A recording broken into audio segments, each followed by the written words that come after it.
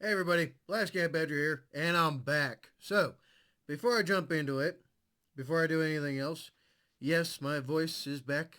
I'm able to speak now, and I'm able to speak without struggling too much at all, which is a good thing. And since I have that back, I'm also going to tell you that there's still 70% of y'all that still don't subscribe to the channel. You still don't hit the join button, and you still don't like anything, even though you watch it all. Still, all the way through. I don't know what else to do except tell y'all down there, down there, there's a red and white button that says subscribe. Click that real quick. Click the buttons in front and behind it. And then let's jump into something we ain't done in a long while. And I bet y'all are going to know who that is. I bet y'all are going to know who that is.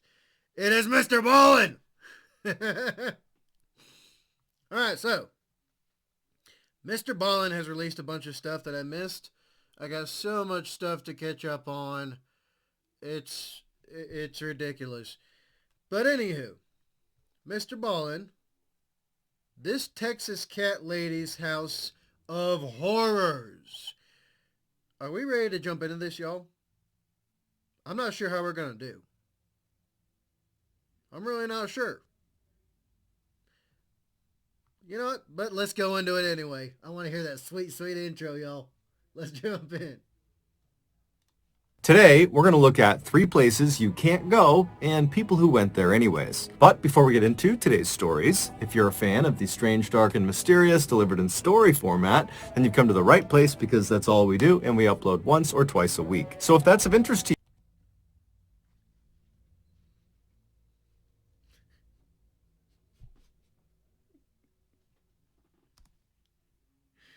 Oh man, that actually wouldn't be too much of an inconvenience for someone like myself, because if you were to ever share media with me, you would see that almost everything you look at, I've watched already. so like, so if someone tried to do something like this to me, it wouldn't do anything because you'd be hard pressed to find anything I'd be interested in watching that I haven't watched in like, a few hours time. So good luck. also please subscribe to our channel and turn on all notifications so you don't miss any of our weekly uploads. All right, let's get into today's stories.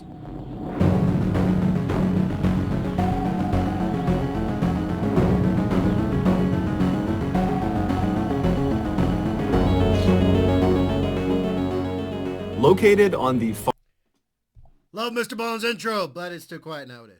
It's too quiet. I don't know why. I got my volume all the way up, but I think what he did was he turned down the intro. Or I don't know. Y'all tell me. the far northern tip of Maine, right on the border of Canada, lies a small rural town called Van Buren. Van Buren is home to about 2,000 people who, for the most part, have lived in Maine for their entire lives, and they tend to be very rugged and very competent people. But unless you live in Van Buren or know someone in Van Buren or have family out there, there's no reason you would have heard of this particular town. Nothing really happens in this town, at least nothing that makes headlines. However, that would change. In 2019, Van Buren made international headlines because of one man, Ronald Sear. As a young man in the 1950s, Ronald Sear joined the Air Force and fought in the Korean War. And then after he got out of the military, he moved back to his hometown of Van Buren, Maine, and he moved into a very modest 2-story home right near town.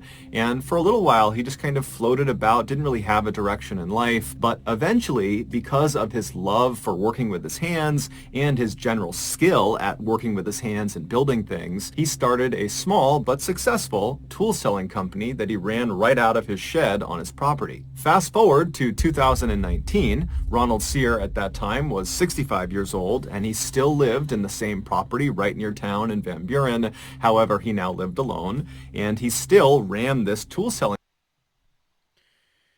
You know, if I ever get a house like this, if I ever get a property like this, I would not be able to stay in that. I would not be able to stay in that by myself. I would not be able to be in that big giant house and be like by myself. I wouldn't be able to do it. A tiny apartment, yeah. Or like sleeping in a truck again. I mean, I could do that too. I can handle that just fine.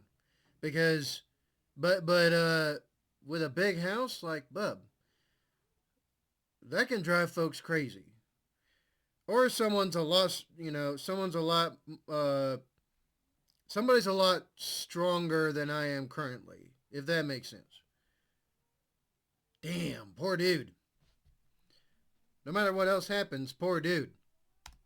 Selling business right out of his work shed. And for Ronald, this was enough. He was very content with his life. He was very happy. But that year, he would face a crisis. One bright, sunny morning in the summer of that year, Ronald left his house and he walked over to his shed. He went inside, and right away he noticed something. Ronald kept all these bins inside of his shed that were full of all of the different tools that he would sell. And because he was in there all the time, either literally selling tools or tinkering with whatever it was he was building himself, he was very aware of how full each of these bins were. And anytime they got low, he would order more so he had enough supply to sell. And so he went into his shed this morning and he noticed right away that a couple of the bins appeared to be a little bit lower than he remembered. And right away, Ronald is thinking, did I forget to order supplies to fill these bins up? Did I just forget to do that?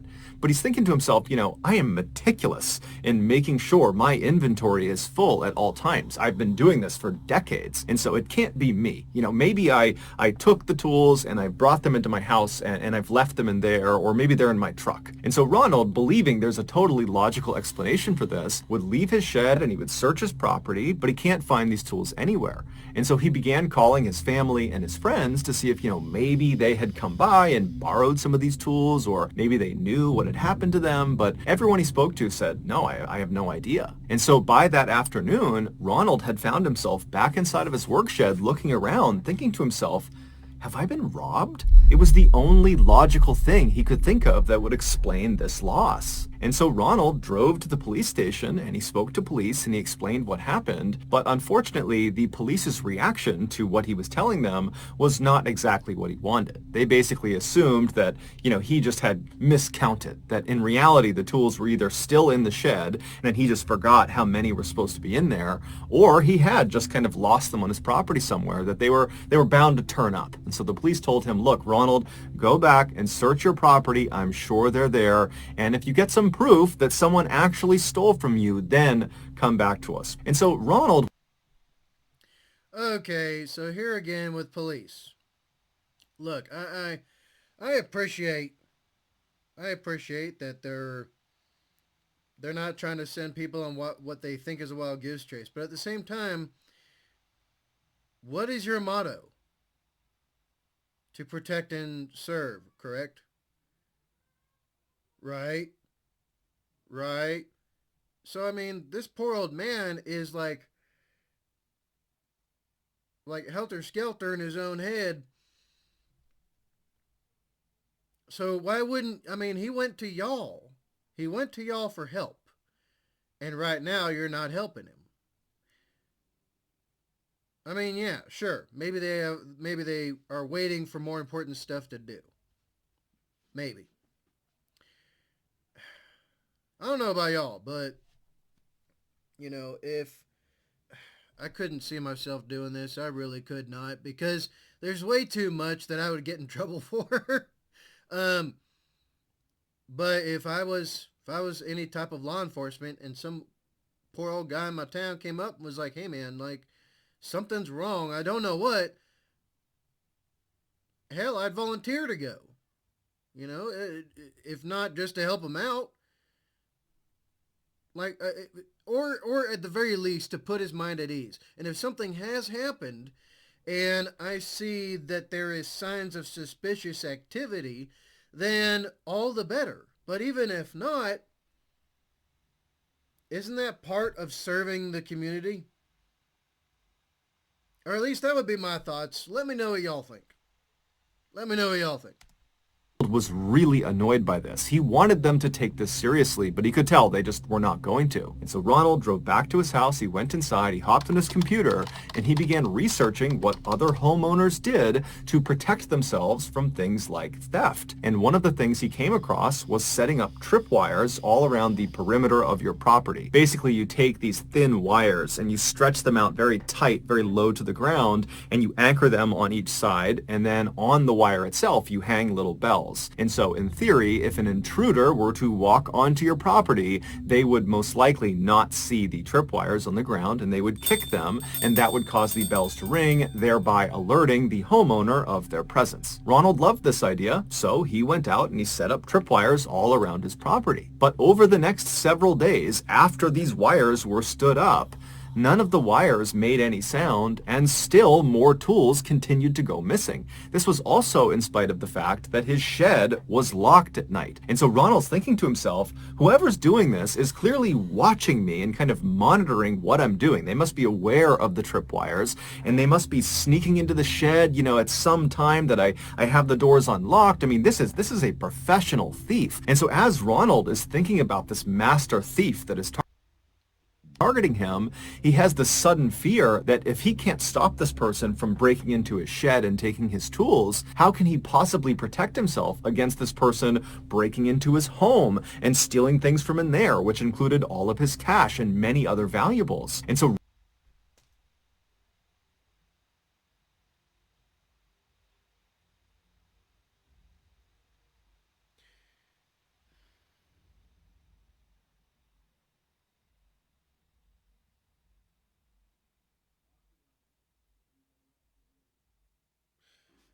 You know, this is 2019, right? My question is like why he didn't set up some type of security camera systems.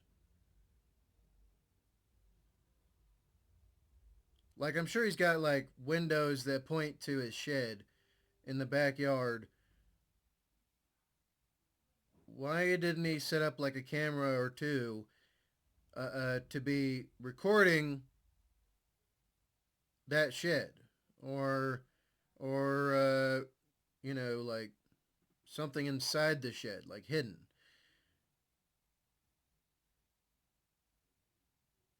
Very intriguing. And so Ronald became very fearful and decided the only thing he could do was really beef up his home security system. And so he hopped back online and he began Googling other ways to protect your property. And after discovering a number of really effective techniques, he got to work. He began building all these home defense systems and placing them all around his property. And after all of these kind of DIY security measures were put up, the theft of his tools stopped. And in Ronald's mind, that validated that his defense system had worked. He was effectively preventing theft. But this would not be the end of his troubles. Fast forward to Thanksgiving that year, so November 28th, and the Van Buren police got a very frantic phone call from Ronald. He was totally hysterical. He wasn't really making sense. And the police, they tried to understand what was going on, but all they could get from Ronald was that he was requesting police to come to his residence immediately. And so the police, they hang up and they're thinking, okay, we know Ronald was dealing with a potential thief. Maybe he literally caught the thief red-handed and he wants us to come and arrest this person, and who knows, maybe they're fighting at his residence right now. And so the police speed over to Ronald's house, they pull into his driveway, and at first glance, nothing looks out of the ordinary. Ronald's truck is in the driveway, and there's no obvious signs of a disturbance, but they notice the front door to Ronald's house is wide open. And so the police park their cars in Ronald's driveway, they get out and they run up onto the front porch, and they're standing in front of this open door, and they look down and they can see there's a very obvious blood trail starting from the front of Ronald's house, going straight back down a hallway that looped around to the left and out of sight. And so right away, the police are yelling into the house, Ronald, Ronald, are you okay? What's going on? And somewhere deep inside of the house, they hear what sounds like Ronald make a kind of guttural sound. And so immediately this tips the police that more than likely Ronald has been hurt, and he likely is the one who made this blood trail. And so Oh no, don't tell me he got caught by one of his own home traps. Or one of his like security things that he did. No. I hope that's not what happened. I hope not.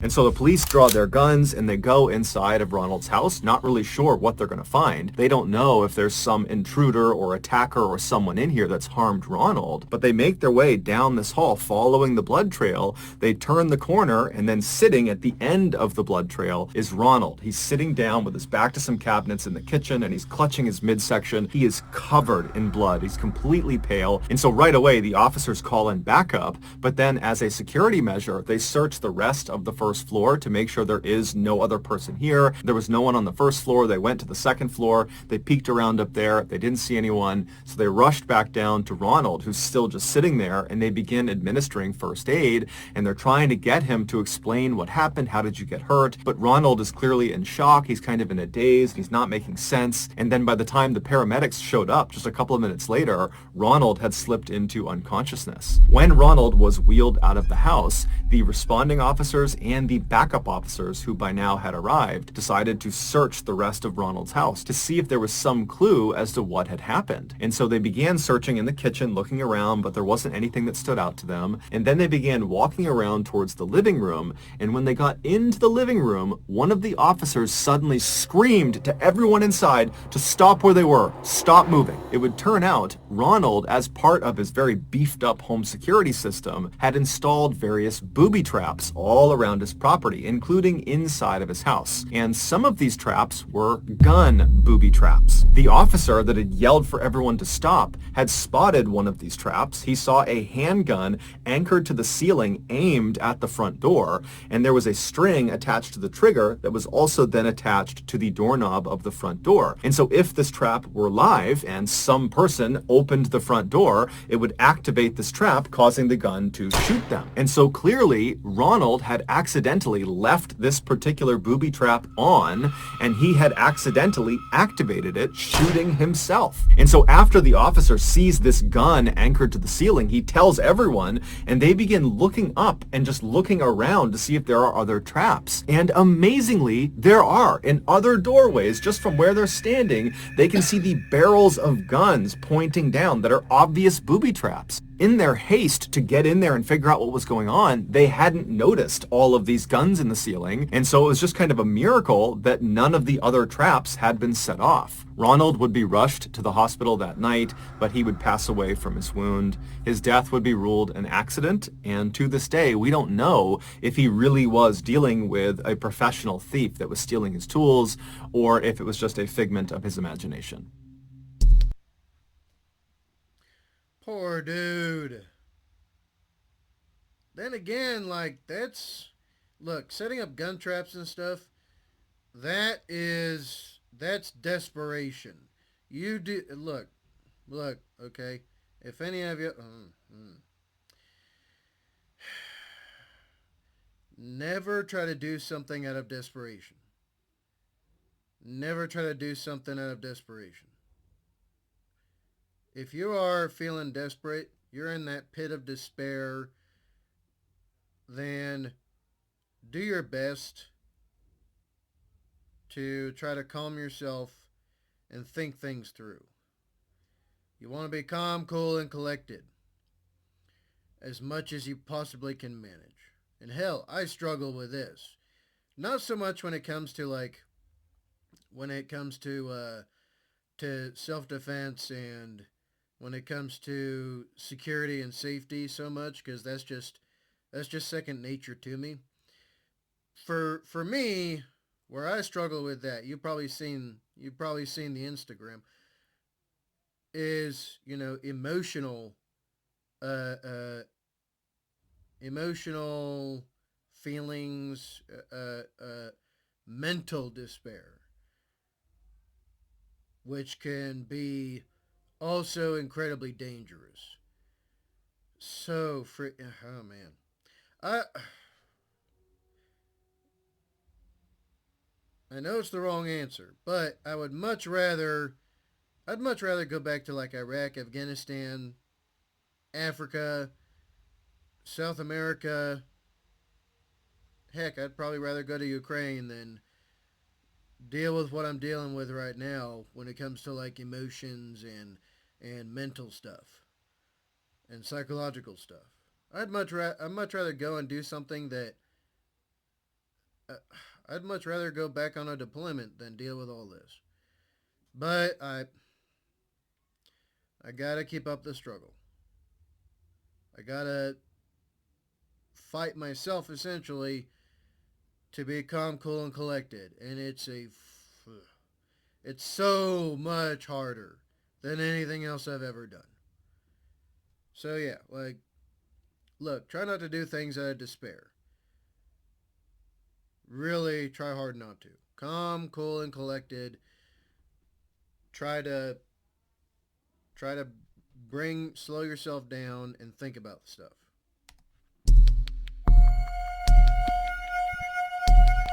Mary Cerruti had a difficult childhood. Growing up in the 1950s and early 1960s in Houston, Texas, Mary's family barely had enough money to get by. And then by the time Mary was 21, both of her parents had passed away, leaving her with nothing. After their deaths, Mary kind of bounced around Houston, going from one low-paying job to the next, and then eventually she met a man that she fell madly in love with and they got married, but unfortunately that marriage would end in divorce. After Mary got over that heartbreak, she would meet another man who she would also fall in love with, and they would get married too, but like her first marriage, this one also ended in divorce. At this point, Mary was so devastated by yet another heartbreak that she just kind of accepted that she was not gonna get married again. She was not gonna have a family of her own. But she didn't let this get her down. Hey, that sounds like me.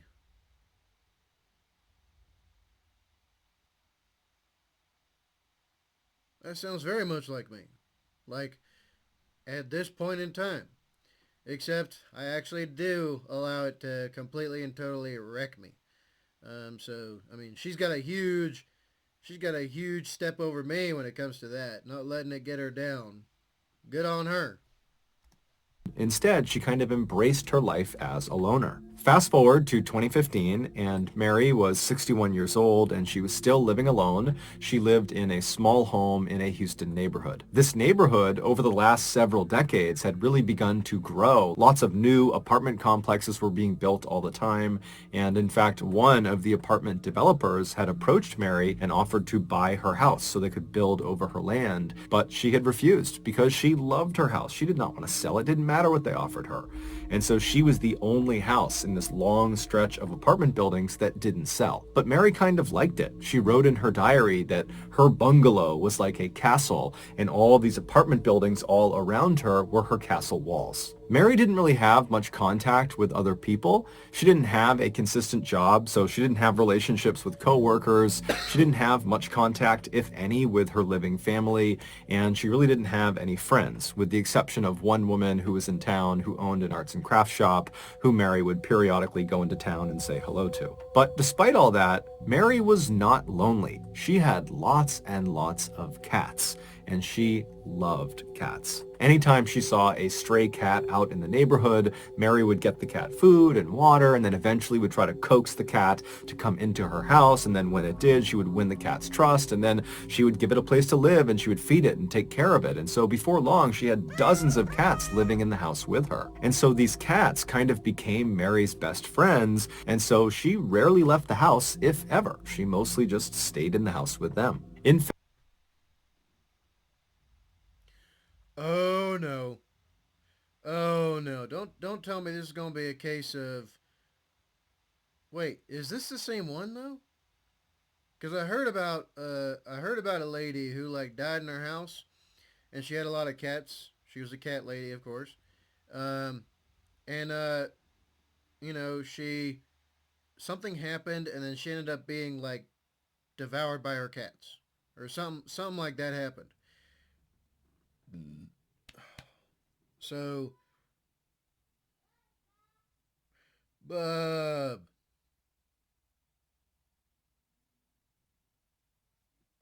In February of that year, one of Mary's neighbors happened to be walking by her property, and they looked over and they saw a stack of mail had grown on her front porch, indicating that Mary had not opened her door to get her mail. And this neighbor also noticed that while Mary's property did tend to get a little bit overgrown with the trees and the grass, it was exceptionally overgrown, like no one was even trying to take care of it. And so this neighbor was concerned that maybe something had happened to Mary, and so they opened up her fence, they walked across the yard, they went up onto the porch, and they knocked on the front door, but it was silent. And so this neighbor kind of leaned over and looked in the window that was just to the left of the door to see if maybe they could look inside, but there was a curtain drawn across that window, so they couldn't see anything. And so the neighbor tried knocking on the door one more time, but again, met with silence. And so after standing there for a minute, the neighbor left the front porch and walked around to the side of the house to see if maybe they could look in one of those windows, but when they went around to the side, those windows were covered with curtains too. So the neighbor walked back to the front of the property and just stood there looking at the house, wondering what they should do. And something told them that something's off, something's wrong, someone needs to make sure Mary really is okay. Someone needs to get... Well, I mean, yeah, most certainly. Uh, I don't know if it's the same in all states, but with the sheriff's departments in a lot of places I've been to, you can call in and do what's called a welfare check. And then people go to the house, sheriffs go to the house, sheriff's deputies go to the house, and then they, check the property, and then if people are there, they confirm that they're, alive and well, and then they reach back to you and, let you know how things went down. And if things aren't all, hunky-dory and dandy, then they take action. So, yeah, I mean, that's a possibility. Needs to get inside of this house. And so the neighbor called the Houston police and explained the situation. A few minutes later, the Houston police arrived and they too went right up onto Mary's porch. They knocked on her door. It was met with silence. And so after that, the police talked to one of the other neighbors and got a key that Mary had apparently given them previously. And the police went back to Mary's front door. They used the key. They unlocked the door. They opened it up. And right away, they were hit with this horrible smell coming from inside the house. The police pushed the door the rest of the way open and they stepped inside and they yelled out for Mary, but it was silent. And then before the police even began walking around looking for her, they looked off to their left and the right inside of the house, and they saw there were all these dead cats all over the ground. And so the Houston police didn't know what happened to Mary, but right away they're thinking, okay, we've seen scenarios like this before where someone who lives alone that no one really checks on dies unexpectedly, and then when they pass away, all of their pets are trapped in the house, they're not getting fed, and so they pass away too. And so the police at this point are fully expecting to find Mary's dead body somewhere in the house. And so they begin walking through the house looking for it. But after searching the house top to bottom, they could not find Mary. And so the police leave Mary's house, and at this point there are people outside gathered because they see the police cars. And so the police grabbed a couple of the neighbors and they asked them, do you know anything about this woman? Did she say anything about where she was going? Did you see her leave at any point? And the consensus amongst the neighbors they spoke to was that Mary basically kept to herself. She did not travel. She didn't go anywhere. She mostly just stayed in her house with her cats. And so it was very unlikely that she would have just abandoned the property and abandoned her cats because she loved them so much. And so the police at this point are thinking, okay, she's got to be in this house somewhere. And so the police called a few more officers to the property, and the group went back inside of Mary's house, and they really looked for Mary, thinking that, maybe she slipped into a closet and that's where she passed away, or, maybe she's just hidden somewhere in the house. And so they really kind of ripped the house apart looking for her. But again, there was just nothing.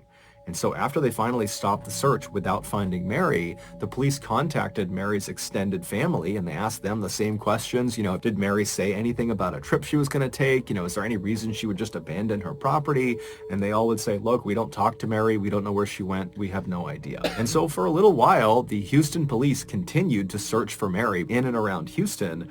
But eventually, after finding nothing, the search kind of stopped, and they reached out to Mary's family and said, if you hear anything else about what happened to Mary, please let us know. Several months later, Mary's house went into foreclosure because no one was making the payments anymore, and the bank put her house up for auction. And a real estate entrepreneur in Houston bought the house up quickly, and after cleaning it out, he put it on the market to be rented out. And for the next couple of years, several tenants lived in Mary's old house, none of them staying for very long. Then in March of 2017, when the property was vacant, this young couple reached out to the landlord and said they were looking to rent, and they were hoping to potentially stay in this property for 2 or 3 years.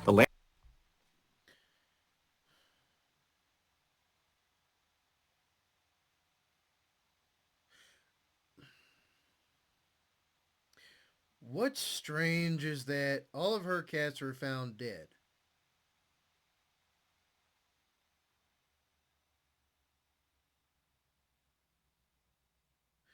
And there's no sign of her body.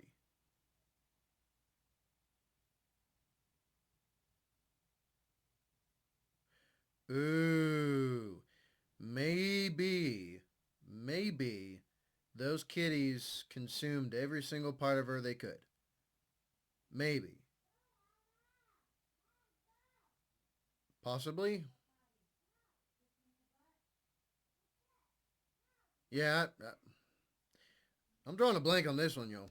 The landlord was thrilled, and he sent over a lease for them to sign. And then once the couple had signed the lease and the property was theirs, the husband decided to just go over on his own and walk around the property and see what they would need to buy in terms of furnishings. And so the husband arrives at the property, he goes in the front door, he walks around the first floor, and then at some point he decides he wants to go up into the attic to see how much storage space they have. And so he gets underneath the trap door in the ceiling, he grabs the string and he pulls it down, revealing this folded up ladder. He flips down the lower ladder piece and puts it on the ground, and then he began climbing up. Once he got up into the attic, he stayed standing on the ladder and just kind of scanned around, and he saw there really wasn't much up there. There was a couple of metal cages that appeared to have been for pets or something, but it was very dirty and dark, and it appeared like no one had really come up here in a long time. And he kind of assumed that, the other tenants weren't using this as a storage space. And so the husband was about to go back down the ladder when he noticed off to the right side of the attic, kind of far away from the ladder,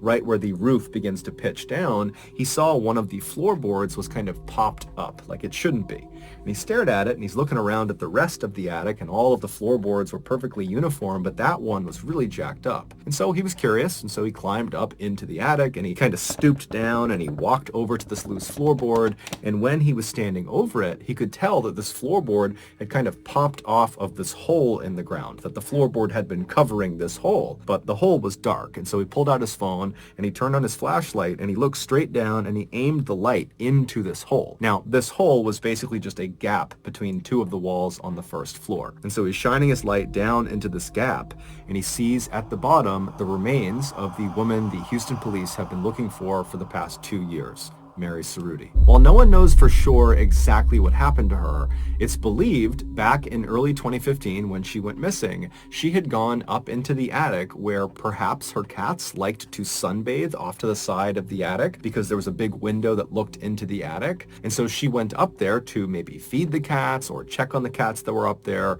And when she walked over to that side of the attic where the window looked in, she stepped on that loose floorboard and it gave out from her weight, and she kind of fell through it like a trap door and fell down into that gap between the walls. It's unlikely she was hurt from this fall, but when she stood back up again in this kind of narrow space, she would have realized very quickly that there was nowhere for her to go. You can't go left, you can't go right, and you can't get back up into the attic. It was too far up for her to reach, and there was no way for her to kind of use the walls to climb back up because the space she was in was so narrow. I mean, she could barely move. She also didn't have a cell phone on her, so she couldn't call anyone. If she screamed out, no one would have heard her because she was behind several walls of insulation.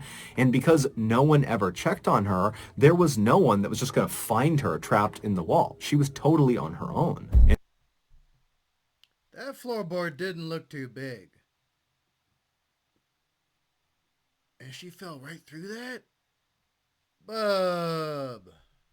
And so trapped in this little space, Mary spent probably a couple of days screaming and trying to get her way out, but nothing worked. And then eventually she passed away. And then unfortunately, all of her cats did too. Her death was ruled an accident. Well, I mean, at least her, fur babies followed her into the afterlife, right? Yeah, that's a horrible way to go, but she wasn't alone. So, I mean, I guess that's a good thing. Damn, that sucks though. That is, I wonder why nobody thought to look to see if there was an attic and to like look inside the attic like he did. I wonder why they completely skipped over the attic all the time they were searching.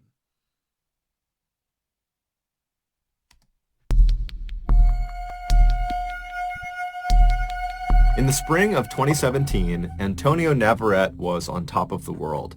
Just a year earlier, the 21-year-old Florida resident had met the love of his life, a young woman named Daisy Martinez. And now Daisy was pregnant, and so she and Antonio were very excited about starting a family together. For the time being, Antonio and Daisy were living with Antonio's parents in his hometown of Waimama, which is a quiet rural suburb just south of Tampa. But Antonio had a bright future ahead of him. Ever since he had graduated high school, he knew what he wanted to do with his life. He wanted to be an auto mechanic, and he had the skills to do it. From the time he was a toddler, he had always been obsessed with cars, breaking apart his toy cars and putting them back together. And then as he got a little bit older, he began drawing these very intricate drawings of cars that he loved or designs for new cars. And then when he was a teenager, he began actually tinkering around with real cars until he finally acquired a car of his own. It was a white Chevy lowrider pickup truck that he tricked out with all these fancy lights and special rims and this huge sound system that took up most of his back seat. It was thanks in part to this truck, which he nicknamed Casper,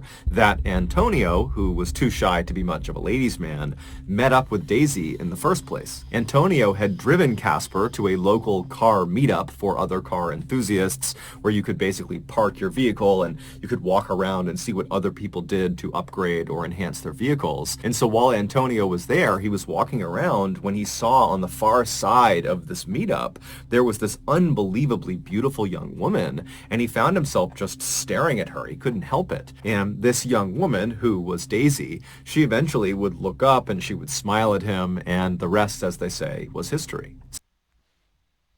Man, that's like a 1 in 100 million thing right there.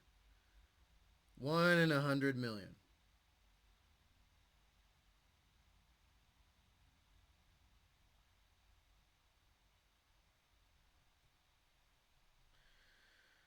Oh, damn it. Damn it. It's still deep in my feels.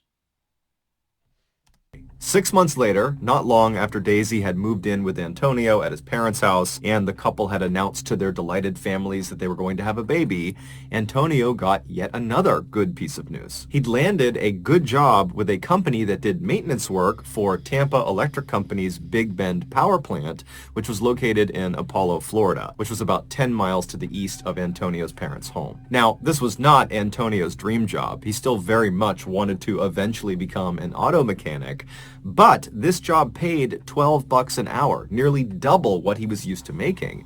And so with this job, he and Daisy would finally be able to raise enough money to get a place of their own, hopefully before the baby arrived that fall. Also, Antonio had been told by other people who worked at this company that this was actually a really easy job, that pretty much you just rolled around on golf carts all day picking up trash. It was perfect. A few weeks later, on June 24th, Antonio found himself driving in his truck to the Big Bend power plant for his first day on the job. As he drove, he would have glanced over at the picture of Daisy he had taped to his dashboard.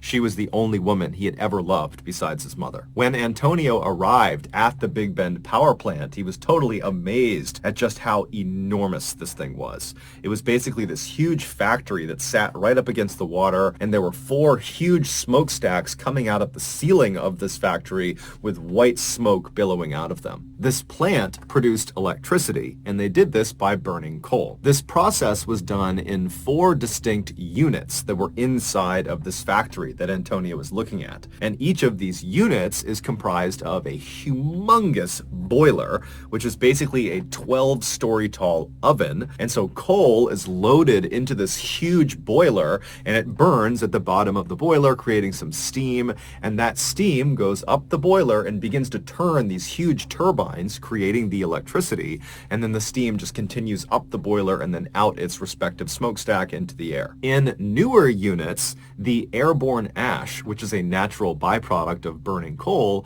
is captured inside of the boiler. But at Big Bend, 3 of their 4 units were built in the 1970s, so they were older models, and they did not capture the airborne ash inside the boilers. Instead, the ash would get heated up so much that it would melt and turn into a substance called slag, which basically is molten lava, like the stuff that comes out of volcanoes. That's what slag is. And so as this slag kind of builds up inside of the boiler, it would go through this man-sized hole at the very bottom of the boiler, and right below that hole is this 30-foot tall water tank called a cooling tank, and this red-hot slag, it basically dumps down into that water, which cools it off, turning it into these kind of glassy rocks. And then they settle at the bottom of this 30-foot cooling tank, and at the bottom of the cooling tank is this grinding mechanism that pulls these hardened, cooled off little boulders of slag into it, and it crushes them up and spits them out on the other side as little tiny bits of slag chips. And then these chips get sold for use in everything from sandpaper to roofing shingles. So after Antonio had spent several minutes just admiring this gargantuan building he would be working in,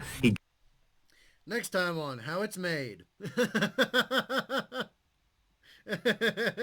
That's what this little piece of him explaining it reminds me of. How it's made. So I bet a lot of people didn't even know that the stuff that was on sandpaper was made out of slag. I bet a lot of people didn't know that. Next episode of How It's Made. He gathered up his things, he hopped out of his truck, and he headed toward the front doors. That day, and the next couple of days, were very uneventful for Antonio. He basically just sat in a break room and watched videos about safety and training, and then when he wasn't doing that, he was out trying to navigate around the inside of this huge factory, which was basically this huge maze. And he found very quickly that it was a very hazardous place to work, as there were huge trucks moving around inside of it, it was super loud, and there was just heavy machinery operating constantly all around you. But after several days of just kind of walking around and asking people what things were, Antonio felt like he had a pretty good handle on the layout and also on what his job would entail. On Thursday, June 29th, so just 4 days into doing this new job, Antonio woke up in his parents' house in a really good mood because the next day, that Friday, Daisy was going in for an ultrasound and they were going to find out whether their baby was a boy or a girl, and he was very excited about this. And so Antonio came downstairs, he grabbed a quick bite to eat, and then he kissed Daisy on the cheek, and he headed outside into his truck and began the commute to work. A few hours later, Antonio's mother was in the grocery store when she pulled her phone out of her purse, and she noticed Antonio had called her, and she missed it, but he had left a voicemail. And so she played the voicemail and then put the phone to her ear. And what she heard was quite possibly the most traumatic thing a mother could ever hear from their child. After leaving the house that morning, Antonio drove all the way to work, no problem. He parked in the lot, he went inside the building, and initially the day was like any other day. He just kind of drove around the facility and picked up trash, and that was it. But just a couple of hours into his shift, 2 fairly significant issues arose simultaneously inside of Unit 2. In the boiler, the slag that was building up had somehow created a sort of plug over that man-sized hole where the slag was supposed to dump into the water chamber. And so as more and more slag was being created as the ash melted, it wasn't draining into that chamber, and so all of this slag was just building up on top of itself inside of the boiler.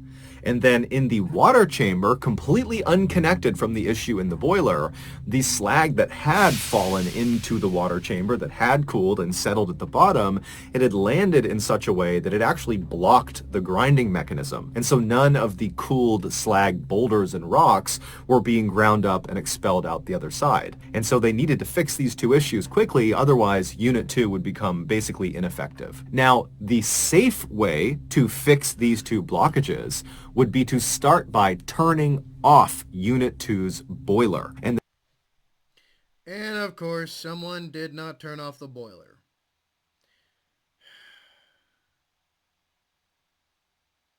Of course. Of course. Of course, the decision was made, or somebody was negligent on safe operations of machinery. Of course. It is frustration level 9,000. And then once it was off, you could drop dynamite into the boiler itself and break up the blockage over the man-sized hole, and you could send a team into the water chamber after you drained it to chip away and move the blockage over the grinding mechanism. However, turning a boiler off at a power plant is extremely expensive. And so the Tampa Electric Company decided, you know what, let's just have them fix these blockages without turning the boiler off. And so at 4 in the afternoon... Of course. Of course. Did I call it or what? Did I call it or what?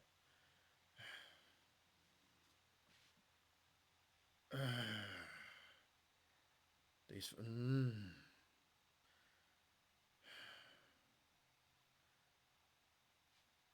If I was one of the workers that worked with this dude and I found out who made the decision for this to happen, I'd put my fist through their face, all the way out the back of their skull. I'd do that gladly. Frickin' bastard. Afternoon, a senior... Human life is priceless. But they don't think of it that way. They're only thinking about money and profits. Your plant manager rounded up 5 other employees, which included Antonio, to come with him and do these repairs inside of Unit 2. And so the plan was to empty all the water from the cooling chamber of Unit 2, and then once it was empty, they would open something called the doghouse door, which is on the outside of the cooling chamber towards the bottom. They would open that up, giving them a line of sight into the bottom of this cooling chamber where that grinding mechanism was, where all those slag rocks had kind of come to a stop on top of it, and they would fire water cannons into the bottom of this cooling chamber to attempt to dislodge these slag rocks off of the grinding mechanism. And then after they cleared that blockage, they would shut the doghouse door and they would somehow deal with the blockage inside of the boiler. But that felt like a secondary issue. They needed to make sure the grinding mechanism was cleared before they did anything else. Now, you need to understand that this company had asked their employees to do this type of repair before, to do it with the boiler still on, and in the past, nothing bad had ever happened, and so these 6 guys, including Antonio, must have thought this was just totally routine, that we would never be asked to do something like this if it was extremely hazardous. Damn it. Damn it, damn it, damn it.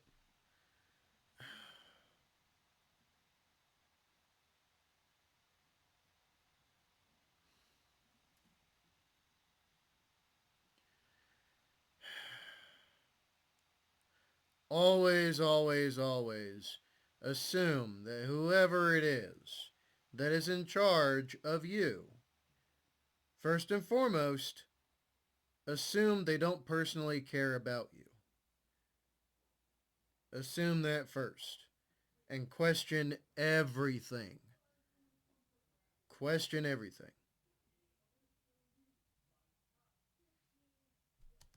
But it would turn out what they were doing, making these repairs with the boiler still on, was quite possibly the most hazardous thing they could possibly do at this plant. But either way, the 6-man team made their way over to Unit 2, and they began taking up positions with their water cannons right in front of the doghouse door. Antonio's job for this operation was actually not to be involved in getting the slag free. He was just going to be there to clean up during and after the operation. And so he stood kind of in front of the doghouse door, but maybe 10 or 15 feet back, just kind of standing back, watching the other guys do their jobs. Now, you need to understand the scale of the machinery in front of Antonio and these other men. You have the water chamber, which is 30 feet tall, and then above the water chamber is the 12-story tall boiler that is still on. So there's coal actively burning inside of it. There's red hot slag, so like lava, just kind of tumbling around inside of it. And the steam inside of this boiler is well over 1,000 degrees Fahrenheit. And so they are dwarfed by this totally dangerous piece of machinery. But eventually, their operation begins. The senior plant manager has the water chamber drained, and then after it's empty, they open the doghouse door, and Antonio watched as the other 5 men took turns with their water cannons, firing them through the store at the big slag rocks that are sitting on top of the grinding mechanism. And it wasn't really working that well, but they were starting to make some progress, and Antonio likely was just kind of getting bored waiting for this to be over because there really wasn't much for him to do. There wasn't much cleanup. And then as he's standing there, something horrible happened. Because the boiler had been left on, all that ash was still getting melted and turned into slag. And the slag was not being drained because that plug had formed over the man-sized hole in the boiler. And so you have all this slag that's building up. It's getting heavier and heavier and heavier. And about 20 minutes into their cleanup operation, the weight of all that slag broke through that plug, immediately creating an opening where all this red hot slag, this lava, came tumbling down. It rebounded on the back end of the empty water tank and shot out of the doghouse door like a tidal wave of hellfire. And in seconds, thousands of gallons of this lava-like substance was all over all 6 men. It was like a wave going over them. And then after the slag hits the ground, they were all standing in 6 inches of basically lava that stretched in 40 feet in any direction. Now, unlike trying to run in, let's say, mud or deep water where you're just kind of moving slowly, every step you take in this slag, basically your foot melts into the slag. So with every step, your shoe melts, then your skin melts, then your bones melt into this substance. And so all these men, after immediately being hit with this stuff and catching on fire, literally, they likely tried to start running, but it was like their bodies were slowly consumed by this slag feet first. And so Antonio tried to run like the rest of them, but he couldn't go anywhere and he fell onto the slag. So he's laying on his side, and as he's melting and burning to death, he reaches into his pants pocket with his free hand and he pulls his phone out and he calls his mother. She doesn't pick up, and so he leaves her a voicemail, and all he says is, "Mom, I'm burning. Please call the cops. Please, Mom." And in the background of this voicemail, all you hear is the hissing sound of the steam and slag pouring out of the boiler. In total, 5 of the 6 men that were a part of this repair operation would be killed from this tidal wave of slag. Antonio would be one of them. Tampa Electric would end up paying out a settlement to each of the families of the deceased. So that's going to do it, guys. If you got something out of today's episode and you haven't done this already, please log on to the Like Button's Netflix account and fast forward all of their continue watching shows approximately 2 or 3 minutes. Also, please subscribe to our channel and turn on all notifications so you don't miss any of our weekly 1 or 2 video uploads. We now have a podcast that puts out brand new, never before heard stories every Monday morning. We also put out a remastered version of the audio from a popular YouTube video on Thursday mornings. And so that podcast is just called the MrBallen Podcast. You can find it on Spotify, Apple, Amazon, Google, anywhere you get your podcasts, you can find it there. If you want to get in touch with me, you can send me a direct message on any major social media platform. My username on all of them is just MrBallen, and I do check the majority of my DMs. We have 2 additional YouTube channels. One is called MrBallen Shorts, and we post short random videos and lost episodes. And the other channel is a Spanish language channel, and it's just called MrBallen en Español. We also have a Facebook page just called MrBallen that puts out near daily content. We also have a Snapchat channel just called MrBallen that puts out content on Sundays. We also have some really cool merchandise, so if you want to have a look at that, go to shopmrballen.com. And if you have a story suggestion, please submit it to our subreddit just called MrBallen. It's linked in the description below. So whether I see you on Twitter, Instagram, TikTok, Reddit, YouTube, Facebook, podcasts, additional YouTube channels, wherever, just know that I really appreciate your support. And until next time, that's going to do it. See ya. Bub.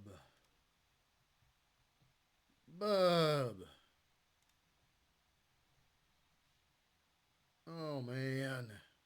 Oh, man. Oh, man. The damn frickin' business people. It's too expensive to turn off a boiler, so instead we'll fry 5 people to death. I swear. Like I said, always assume those at the top don't care about your life. They only care about the profit. So, if you assume that, also assume anything and everything they ask you to do is not safe. And check to make sure you know what the actual safety protocols are, and force whoever you work for to follow those to the letter. And if they're not going to do that, leave. Get out of there. It's not worth your life. It's not. Anyway, there we go, folks. There we go. MrBallen, the Texas Cat Lady's House of Horrors, and it's part of the top 3 places people weren't supposed to go and they went anyway. So, yeah. Man, that's painful. Anyway, what do y'all think? Y'all let me know. Y'all let me know in the comments down below. All right, y'all. You know what time it is. Y'all know what time it is. You like MrBallen? You like these cautionary tales? You possibly like me. Then please, like, share, comment, and subscribe. Then hit the real subscribe button called notification bell so you actually get videos when I post them up. Comment down below which one I'm going to cover next.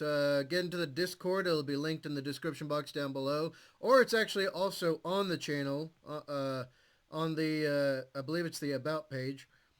There's also links everywhere on the channel for everywhere you could possibly go to find me. So, yeah.